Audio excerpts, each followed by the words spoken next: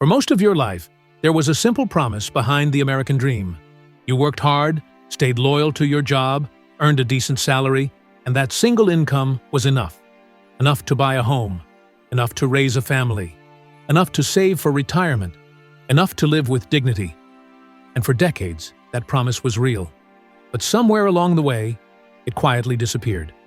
Today, one income no longer pays for the American dream. And this didn't happen by accident. If you're over 55, you lived through an America where a single paycheck could carry an entire household. One parent worked, the other stayed home. Mortgages were manageable. Healthcare was affordable. College didn't require lifelong debt. You didn't feel constantly anxious about money, inflation, or retirement. Yet today, even households with two full-time incomes are struggling.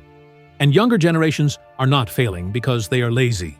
They are trapped inside an economic system that no longer rewards stability. To understand why one income no longer works, we need to go back to the foundation of the American middle class. After World War II, the United States dominated the global economy. American manufacturing was unmatched.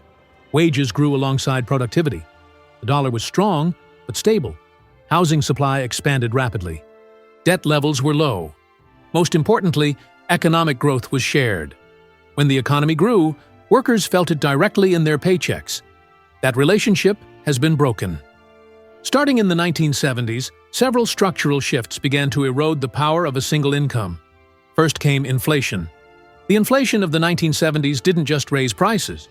It changed how policymakers think. Governments learned that inflation could quietly reduce the real value of debt.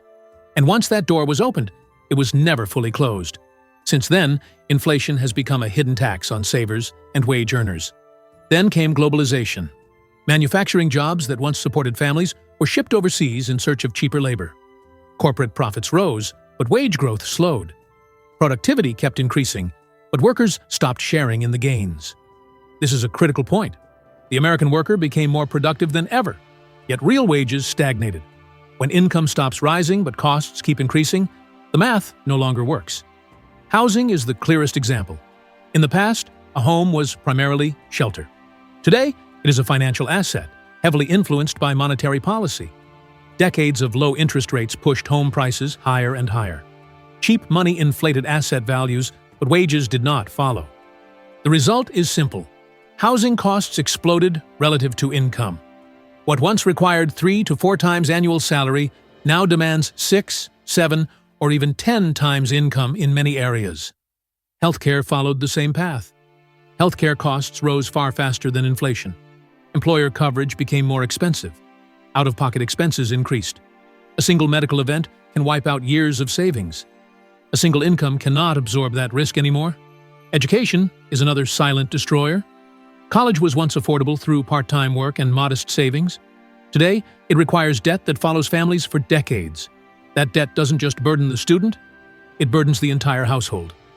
It delays home ownership, family formation, and retirement savings. Now let's talk about the Federal Reserve, because this story cannot be told without it. Over the past 20 years, the Fed has repeatedly responded to every crisis with the same solution: lower interest rates and inject liquidity. This policy inflated financial assets, stocks, bonds, real estate, while punishing savers. If you lived on wages and savings, you lost purchasing power. If you owned assets, you benefited.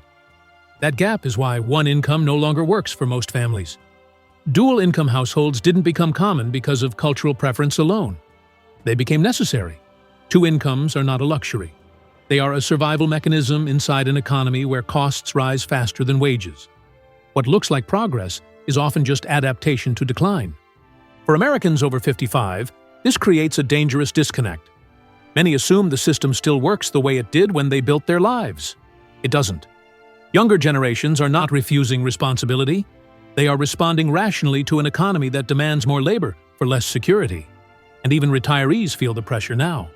Inflation eats fixed incomes. Healthcare costs rise every year. Savings earn less in real terms. The same forces that destroyed the one-income household are now threatening retirement stability. This is not about nostalgia. It's about structural reality. An economy built on debt, asset inflation, and currency debasement cannot sustain broad prosperity on one income. The American dream was never guaranteed.